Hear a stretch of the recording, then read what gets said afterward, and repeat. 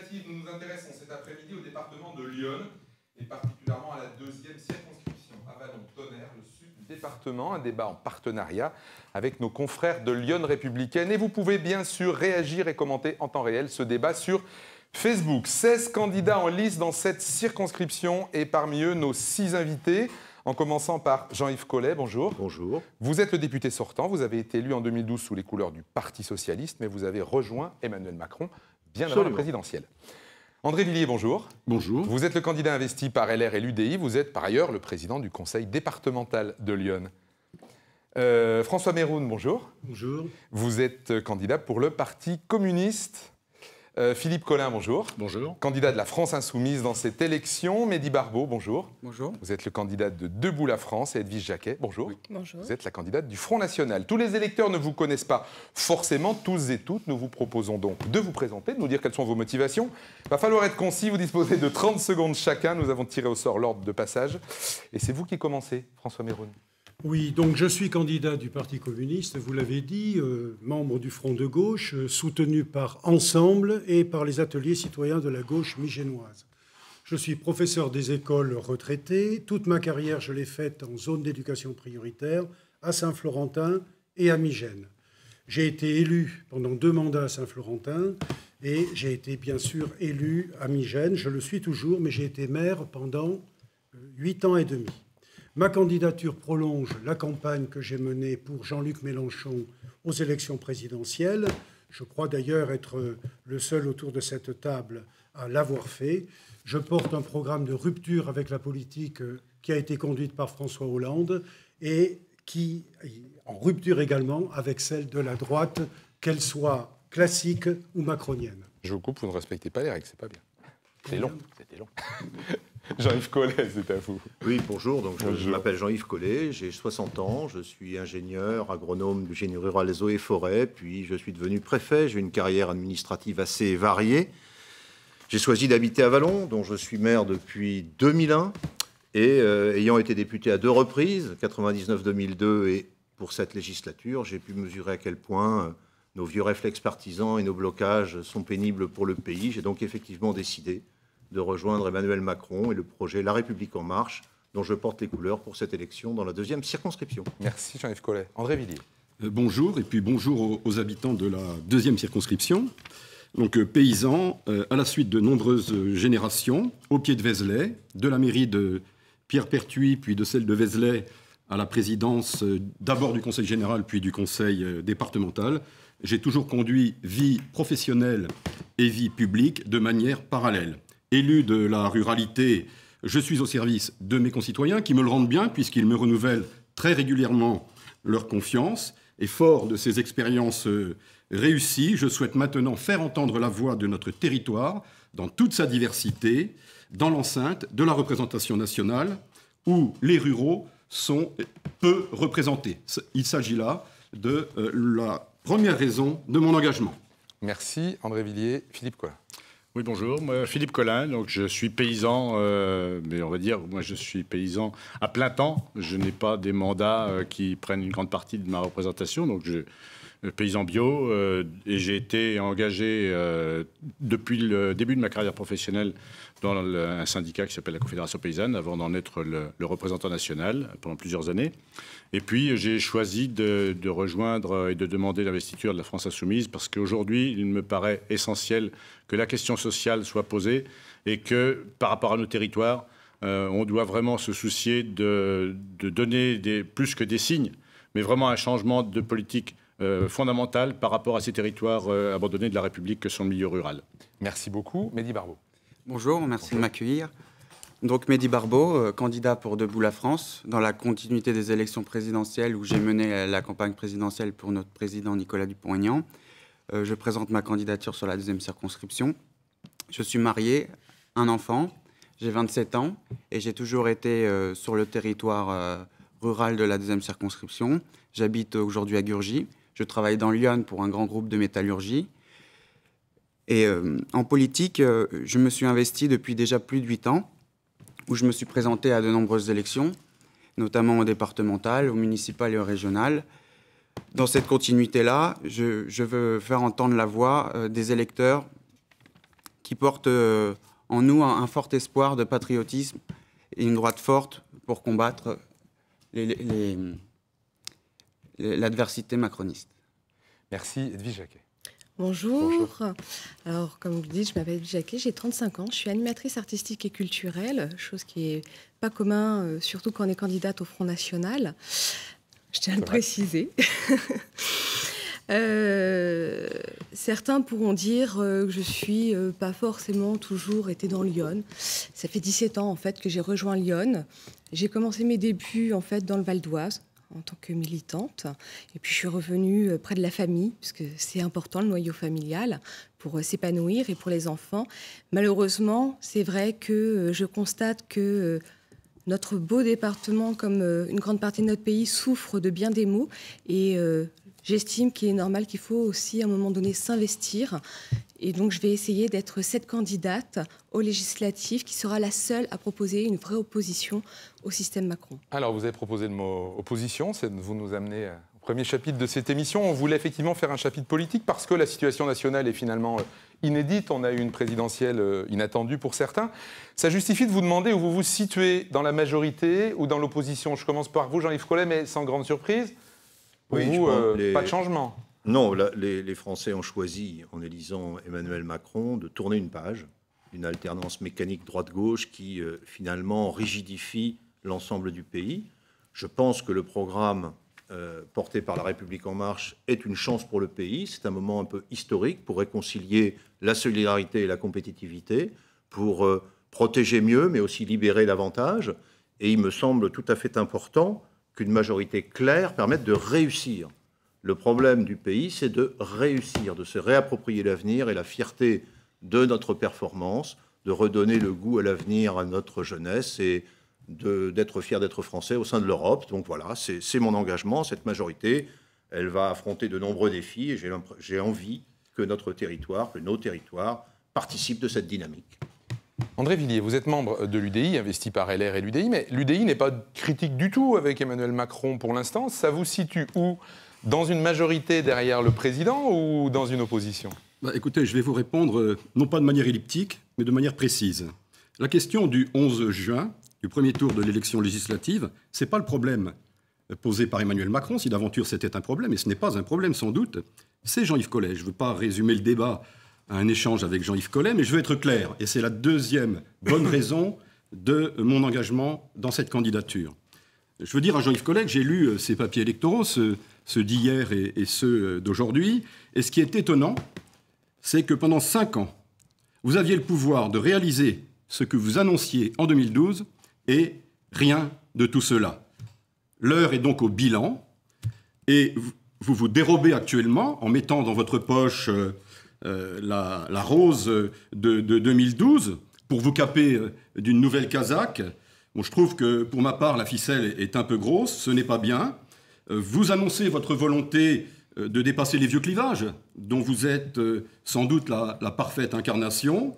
Vous éprouvez le besoin de dire qu'il n'y a pas d'ambiguïté, d'ailleurs, et ça répond sans doute un peu à votre question, entre vous et Emmanuel Macron, sans doute pour mieux vous en convaincre.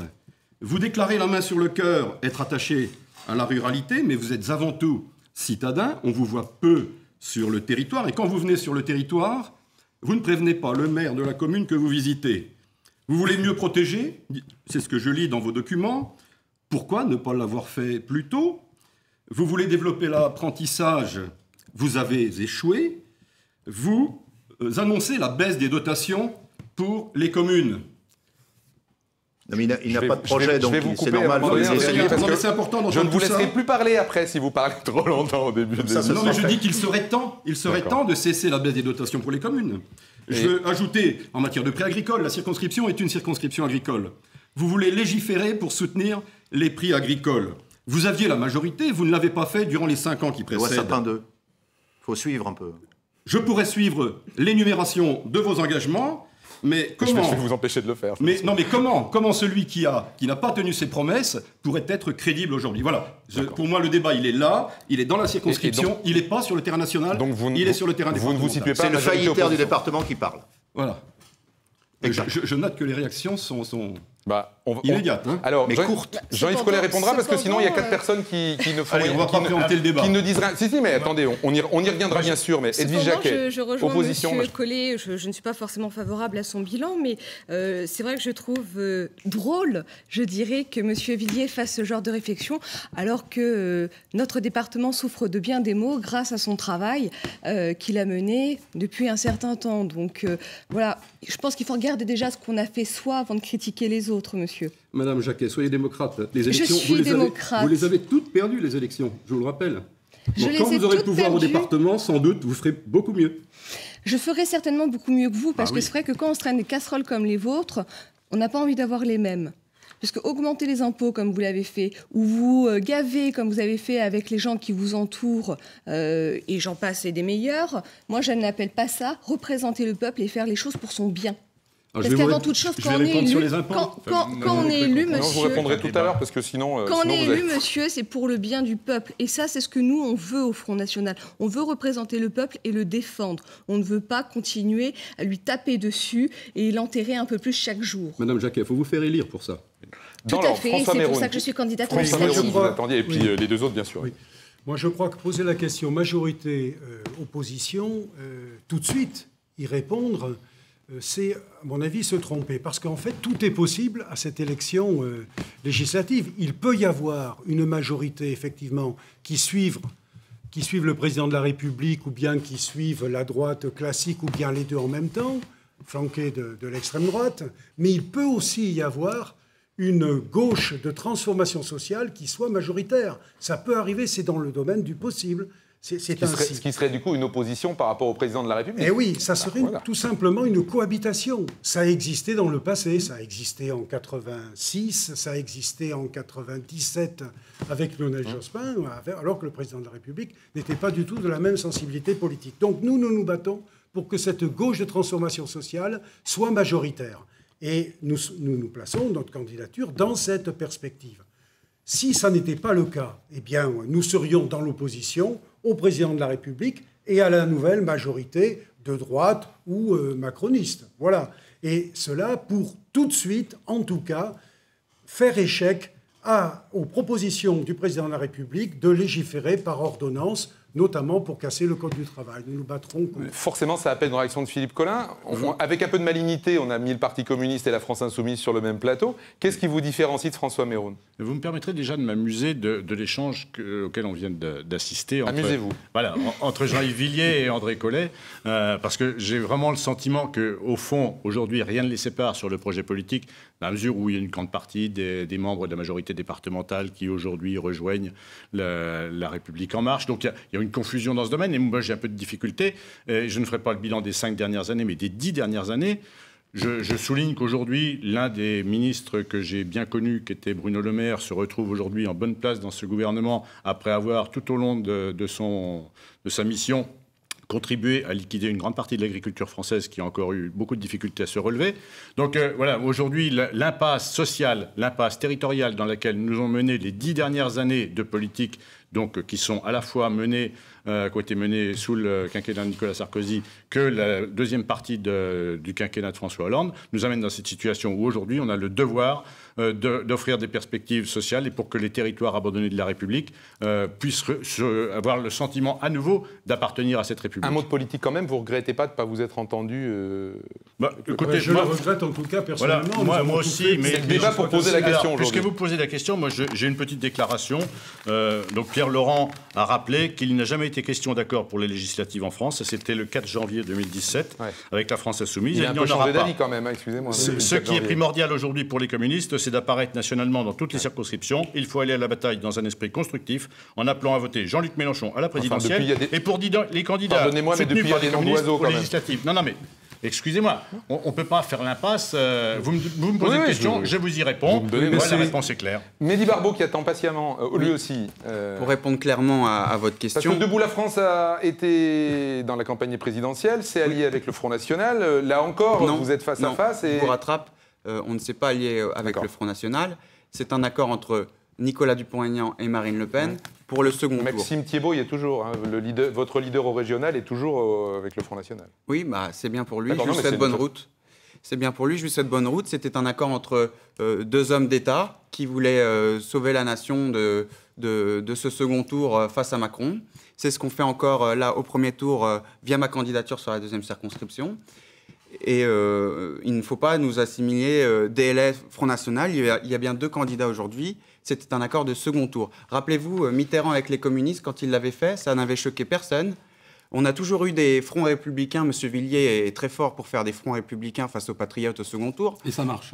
Oui, pour l'instant, ça marche. Maintenant, il y a le front patriote. Et il se trouve que bientôt, les Français seront contents d'avoir des élus qui les protègent via ma candidature ou peut-être celle de quelqu'un d'autre. Parce qu'ils attendent une droite forte que je vais représenter à cette élection. Et j'appelle à tous les patriotes et républicains à voter pour nous et à porter notre programme. Alors, on arrive, et vous allez me regarder méchamment si je vous dis ça, à peu près à la moitié de cette émission. On a prévu de parler de votre circonscription. Et on va le faire avec Stéphane Verjade, le rédacteur en chef de Lyon Républicaine, parce qu'il connaît particulièrement bien ce territoire. Et avec Stéphane, on va parler des villes. Allez, entrez Stéphane. Bonjour. Bonjour Lilian. Merci d'être avec nous. On s'est dit en regardant votre circonscription que c'est une circonscription avec un certain nombre de villes petites et moyennes par rapport à d'autres circonscriptions. Ouais, merci Lilian de m'inviter à ce débat qui est parti sur de bonnes bases, je vois. Et on apprend d'ailleurs il y a certaines particularités. On apprend que Debout la France, c'est pas rallié au Front National, ce qui est assez singulier. Mais pour en revenir aux enjeux locaux, parce que vous allez quand même être élu d'une circonscription, tous si vous l'êtes, on voit que cette circonscription, elle est évidemment à très forte dominance rurale. C'est une circonscription agricole, vous l'avez dit. Mais il y a aussi des pôles urbains qui ont voté de façon très particulière à la présidentielle. On peut en retenir 4. Avallon a voté pour Emmanuel Macron les 2 tours. Tonnerre, Saint-Florentin, Migène ont voté très exactement de la même façon. Marine Le Pen, Jean-Luc Mélenchon, Emmanuel Macron au premier tour. Qu'est-ce que ça traduit, ça, selon vous? Quel phénomène, cette politique, ça traduit? Et pour poser la question de façon un peu plus provocatrice peut-être, comment on va réenchanter ces villes-là? Vous, si vous êtes élu demain, qu'est-ce que vous faites pour réenchanter ces territoires-là et faire que dans ces zones rurales, on ait plus ce sentiment de relégation et plus forcément ce vote extrême aujourd'hui? Monsieur Collet. Parce que vous, pour le coup, vous avez réussi à partir. Vous avez décrit très très rapidement, mais on a une circonscription très rurale avec 4 petits pôles urbains qui en constituent l'armature. Ces pôles urbains, qui étaient des pôles industriels, conservent des atouts en la matière à Saint-Florentin, à Migène, à Avallon et à Tonnerre aussi. JPG a des projets, mais elles ont vécu la crise de façon très violente. Ouais. Et il faut absolument, justement, relancer l'économie de ces PME, de ces TPE et de ces présences de grands groupes qui sont importants. Le programme de La République En Marche prévoit les allègements de charges, de la formation professionnelle, 0 offre d'emploi non pourvue, c'est l'objectif pour un territoire comme celui-là, et bien entendu, le plan d'investissement, dont une grande partie pour l'agriculture, trouver des valeurs ajoutées. Nous avons des atouts, et l'ensemble des mesures pour relancer l'économie s'appliquera et donnera des effets sur notre territoire, moi j'en suis convaincu. Il faut aussi bien entendu que la partie sociale, minima sociaux, salaire net pour les salariés et la prime d'activité viennent renforcer le pouvoir d'achat, parce que notre commerce local a aussi besoin de ce pouvoir d'achat local qui fait partie de la qualité de la vie. Donc moi je pense que le programme de La République En Marche s'applique parfaitement à la réalité de ce territoire qui a été, c'est vrai, meurtri par la crise, mais qui est en train de s'en sortir. Monsieur Villiers, j'ai dans l'idée que ce programme ne vous convainc pas nécessairement. Non, mais j'entends bien, et Jean-Yves Collet le sait, puisque dans les semaines qui précèdent, je l'ai interpellé sur ce sujet. En 2015, il a voté un texte qui est le projet de loi de finances rectificative, et dans ce texte, il ne l'a sûrement pas vu. Je veux lui faire ce crédit. Mais il y a une disposition qui s'applique à partir du 1er juillet 2017 qui va empêcher 76 communes du territoire, rien de moins, plus du tiers de la circonscription, pendant 5 ans, de bénéficier... Ce sera réglé dans 6 mois. De bénéficier des exonérations fiscales et sociales qui concernent les artisans, les commerçants et les professions libérales. Donc d'un côté, on a par exemple le programme santé, et de l'autre, l'impossibilité d'installer des médecins parce qu'ils ne pourront pas prétendre à des aides pour s'installer. Donc je me dis que là, on marie le paradoxe. Et ça va être réglé dans 6 mois, j'en suis fort aise. Et là où il y a la ZRR, il n'y a aucun problème médicaux, ni d'entreprise, aucun, bien entendu. Que ce soit réglé dans 6 mois, j'en accepte l'augure, monsieur Collet. Et si je suis élu, je prends l'engagement, effectivement, que ces 76 communes réintègrent le dispositif dans lequel... Mais vous serez dans l'opposition et vous n'influerez pas sur la loi de finances. Mais si je suis élu, tout ce qui sera bon pour le département aura mon suffrage, monsieur Collet. Donc, de ce point de vue-là, je participerai à la restauration de l'équité sur ces 76 communes dont vous n'avez pas vu que votre vote comportait des effets pervers, des effets préjudiciables. Et je vais même vous dire, monsieur Collet, vous avez écrit récemment à l'ensemble des maires. Quand vous avez vu Absolument. que je m'agitais un petit peu par rapport à ça, vous avez écrit à tous les maires pour leur dire, mais non, vous inquiétez pas, on va arranger ça. J'ai Dans les décrit 6 la mois- situation que vous essayez d'instrumentaliser. Dans les 6 mois qui viennent, mais vous voyez, ça fait mal quand même quand on met le doigt sur le sujet. Je trouve que ce débat est tout à fait symptomatique de la captation qui est faite d'une élection nationale par une confusion totale avec des élus qui ont aujourd'hui des mandats locaux. Et donc il y a quelque chose qui induit un biais dans ces élections-là. Et au moment où, notamment, le député sortant a voté la loi qui interdit le cumul des mandats, il eût été élégant que les choix aient été annoncés auparavant. Voilà, je me présente pour des élections législatives. Je démissionne donc de mon mandat parce qu'il n'est pas normal, après avoir sollicité les suffrages des électeurs il y a 3 ans, aujourd'hui de dire « Ah tiens, finalement, j'aurais peut-être quelque chose de mieux à faire dans la vie. Je pourrais être député. Ou alors, je pourrais continuer d'être député, mais je ne peux plus être maire d'Avallon, donc je vais abandonner mon mandat de maire. » Ce serait très élégant de le faire d'abord. Et il y a donc c'est la loi. Mais je vous ai écouté, Monsieur Collet, donc s'il vous plaît, merci quand même de me laisser la parole 30 secondes. Donc je crois qu'il y a vraiment une confusion dans l'ensemble des électeurs et ce sentiment d'abandon, ce sentiment qui est aujourd'hui présent chez tous les citoyens, que la politique est quelque chose qui se déroule en dehors d'eux et quelque chose qui aujourd'hui génère ce vote et ce sentiment d'abandon des territoires de la République. C'est un sentiment que vous partagez, M. Meroun? Moi, je voudrais répondre à votre question. C'est-à-dire que faut-il J'avais quand même une question. faire pour réenchanter les populations et surtout éviter cette tendance à voter pour l'extrême droite, hein. Moi, je pense que s'il y a ce vote pour l'extrême droite, eh bien, c'est parce qu'on ne répond pas aux besoins des populations. Je pense qu'il y a une urgence sociale. Il faut absolument qu'on puisse vivre de ces revenus, mais que ces revenus ils soient à la hauteur. Et il faut, par exemple, augmenter le SMIC. Le SMIC, il faut qu'il passe tout de suite, dès le mois de juillet, à 1 800 € bruts. C'est une de nos revendications. Il faut que les minima sociaux soient augmentés. Il faut que les retraites soient des retraites décentes qui permettent aux retraités de vivre décemment. Il faut, par exemple, qu'on arrête avec cette ponction supplémentaire de CSG, comme ça a été promis, je crois, par le président Macron, de 1,7% sur les retraites qui va frapper les petites retraites. Parce qu'à partir de 1 200 €, c'est quand même une petite retraite. Alors voilà, exonération de TH. Il y a exonération de charges, je mets ça entre guillemets, ce sont des cotisations sociales qui participent à la protection sociale des citoyens. Et ça, il faut les sauvegarder. Moi, je ne suis pas pour qu'on exonère de charges, comme on dit, entre guillemets, les entreprises, parce que ça ne crée pas d'emploi. Regardez, le CICE, par exemple. On a donné de l'argent aux entreprises. Quel est le résultat, si ce n'est la confortation de leur marge? Alors, il y a des mesures à prendre. Edwige Jacquet. On vous coupe, oui, on vous coupe parce que Edwige Jacquet... Alors moi, déjà je trouve ce plateau vraiment rigolo, on va dire. Parce que voilà, je vois Monsieur Villiers qui s'acharne sur Monsieur Collet, certainement à juste titre, vu que je connais aussi une partie de son parcours. Mais voilà, on parlait tout à l'heure du Front républicain, je crois que c'est Mehdi Barbeau qui en parlait. En effet, entre les 2 tours, on sait que Monsieur Villiers a rejoint Monsieur Collet avec d'autres pour se lier ensemble contre le Front national. Donc déjà, voilà, après se dire qu'on n'est plus copains, qu'on s'attaque durant la législative... Laissez-moi rire. Et on sait aussi que M. Villiers a recruté pour En Marche la candidate de la 3e circonscription. Donc, c'est une interprétation très personnelle.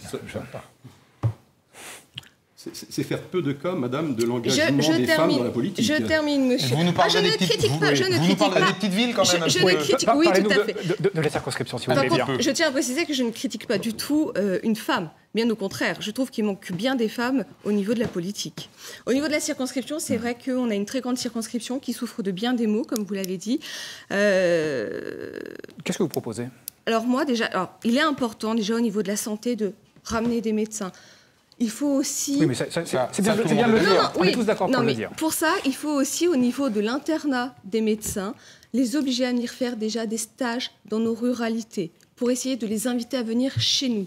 Il faut aussi réintervenir au niveau de la sortie de l'école en donnant un classement, puisque souvent les médecins, ils s'installent dans les grandes villes. Pourquoi? Parce que, je ne vais pas dire qu'ils ont des horaires faciles, c'est pas du tout ça. Mais voilà, la clientèle est là, il n'y a pas à se déplacer, c'est elle qui vient. Dans les campagnes, c'est vrai que c'est différent. Dans les campagnes, il y a des gens qui peuvent se déplacer, il y en a d'autres qui ne peuvent pas. Il faut aller les voir.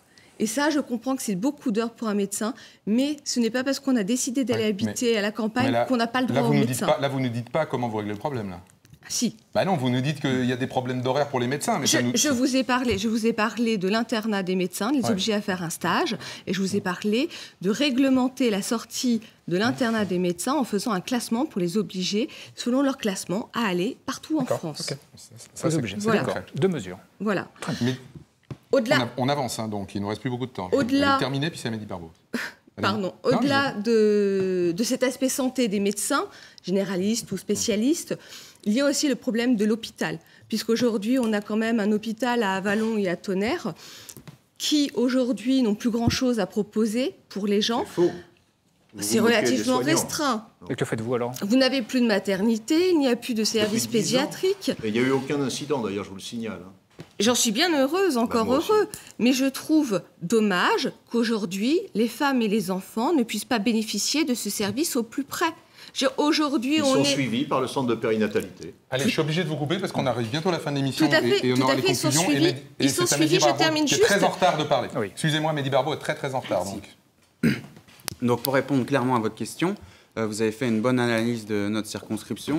Il y a globalement la ville d'Avallon qu'on peut considérer comme une ville, mais je trouve que même les communes comme Saint-Florentin, Migène et Tonnerre sont des communes où il y a quand même assez peu d'habitants, donc c'est une circonscription très rurale. Il y a même beaucoup plus de petits villages, moins de 2000 habitants sur la circonscription. Et moi, je tiens à répondre à ces petits villages via l'état général de la ruralité qui a été fait lors de la présidentielle et pour la législative, pour faire entendre leur voix. Il se trouve que le monde rural donne beaucoup à la France, et aujourd'hui, il attend de la France. Je serai ce député qui répond au monde rural, car c'est parti avec une épine qu'ils ont eue dans le pied avec la loi NOTRe. Ça, c'est une catastrophe pour nos petites campagnes. Et toute la Bourgogne doit en être tributaire. Je pense que cette loi NOTRe, pour faire 60 millions d'économies, a tout donné à l'intercommunalité. Alors, il y a beaucoup de gens qui diront « Ah oui, non, mais c'est bien, ça rassemble. » Non, parce que ça coûte beaucoup plus cher. Il y a moins d'aide pour les petites communes. Et il se trouve que maintenant, avoir 30 ans, avoir 1 ou 2 enfants et habiter dans un petit village, on a du mal à trouver du boulot, on a du mal à se déplacer, on a du mal à aller via les commerces. Donc, pour un pays comme la France, je trouve ça quand même très désertique. Et il est grand temps de faire quelque chose pour notre petite commune.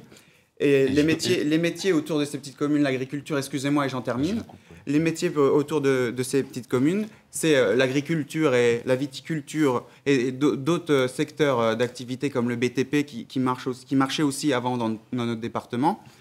Se voit dégringoler. Parce qu'on est en train de dépasser tous nos équilibres. Très bien. On arrive à la fin de l'émission et il est temps de conclure. Dans l'ordre qu'on a tiré préalablement au sort avant cette émission, donc 30 secondes par personne. On va essayer. Moi, je tiens à préciser que le Front National et la candidate que je représente, Edwige Jacquet, je suis vraiment la seule candidate à l'opposition des propositions de M. Macron. Que ce soit M. Collet, ça tout le monde le sait, il soutient M. Macron, ça c'est pas une nouveauté. Par contre, M. Villiers, c'est un leurre par rapport à son mandat, par rapport à cette candidature législative, et le Front National est vraiment le seul qui souhaite s'opposer à Macron. Merci, Edwige Jacquet. André Villiers. Écoutez, conclure en forme de question, j'ai envie d'interroger tous les candidats qui sont autour de cette table. Je vous préviens, je ne leur permettrai pas de répondre. Non, mais ça fait rien. Mais au moins, s'ils connaissent la retraite de base d'une conjointe d'exploitants agricoles, de commerçants ou d'artisans. Je pose la question, et vous me répondrez tout à l'heure. Les petites retraites, pour moi, ça constitue une véritable indignité nationale, et c'est le sujet de leur revalorisation est un sujet majeur et le sujet de l'urgence. Alors, je ne sais pas si on rencontre les mêmes personnes dans nos campagnes, mais un grand nombre de nos concitoyens vivent avec moins de 800 € par mois, quand certains parlementaires vivent avec 800 € par jour. Par jour. Donc il faudrait peut-être mettre un terme à ces excès, et toute ressemblance évidemment avec une situation existante ou ayant existé serait fortuite ou coïnciderait avec autre chose. Et en conclusion, je dis que ce n'est pas le moment de redonner la clé du camion à celui qui l'a mis dans le fossé. Voilà. Merci André Villiers. Jean-Yves Collet. Oui, on a affaire à un spécialiste. Il faut, puisqu'on parlait de ruralité, revenir sur le le retard abyssal de Lyon, dont le conseil départemental que vous présidez est responsable en matière de numérique. Et ça fera partie des priorités du plan d'investissement, comme en matière de téléphonie, puisque c'est la loi Macron qui a commencé à déverrouiller le système. Il faut revaloriser le minimum vieillesse de 100 € par mois. C'est dans le programme de la République En Marche. Il faut également continuer de conforter nos hôpitaux qui s'équipent en matière de diagnostic et d'urgence, qui accueillent les internes, qui accueillent les stagiaires. Et le numerus clausus sera élargi pour permettre des installations incitées, justement, là où nous avons besoin. Alors, les 11 et 18 juin prochains, il ne s'agit pas d'un troisième tour ou d'une revanche.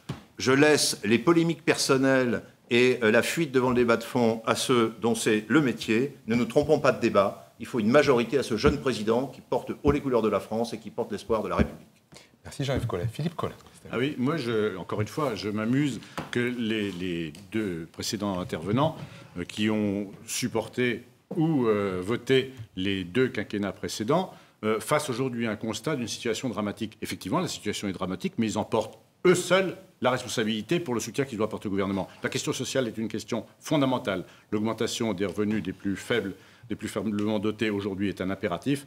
Et je crois qu'aujourd'hui, la candidature de Jean-Luc Mélenchon au travers du programme de l'Avenir en commun pose effectivement toutes ces questions et les réponses qu'on entend y apporter. Merci. Merci beaucoup. François Bayrou. Donc, moi, je pense qu'il faut élire un député qui fasse entendre la voix du peuple à l'Assemblée nationale, qui combatte la politique que veut mettre en œuvre le président de la République, mais aussi celle de la droite, et qui commence, par exemple, par la volonté de casser le Code du travail par ordonnance cet été. Ensuite, je pense qu'il faut défendre les services publics. Moi, j'ai été de tous les combats dans cette circonscription pour défendre les services publics. Le lycée de Migène qui a fermé, mais aussi les suppressions de postes dans l'éducation nationale, les suppressions d'arrêts, de gares, de trains sur les lignes du Morvan, SNCF, évidemment. Je pense que la candidature que je représente est celle du rassemblement à gauche, dans la continuité du vote pour Jean-Luc Mélenchon, mais aussi des électeurs qui se sont retrouvés sur la candidature de Benoît Hamon parce qu'il était en rupture avec la politique de François Hollande. Merci François Bayrou. Mehdi Barbeau, c'est vous qui concluez. Alors, moi, ma candidature je serai opérationnel le 19 juin pour être le député des Iconais,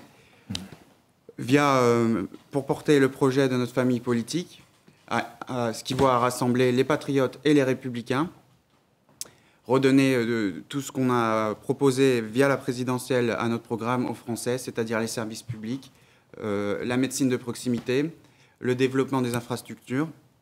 J'aurai un mandat où je serai dévoué, où je serai présent sur la circonscription, et je tiens à dire que dès que possible, j'aurai 2 permanences sur la circonscription pour répondre aux attentes des Iconais, 1 fois par semaine. Merci Mehdi Barbeau, merci à tous les 6. Avant de nous séparer, on doit mentionner que sont aussi candidats sur cette circonscription Joël Rigola pour le FPF, Anis Caniglia-Kerma pour le POID, Frédéric Vakoviak pour l'UPR, Cyril Ray-Coquet, Nicolas Robert, Élodie Roy pour le PRG, Guillaume Durand, Christophe Lamodière, Anita Carrasco pour Lutte ouvrière et Doursoun Ousta pour le PEJ. Merci à tous les 6 d'être venus débattre. Merci Stéphane d'être venu avec nous pour cette journée d'émission. Bon dimanche, au revoir. Au revoir.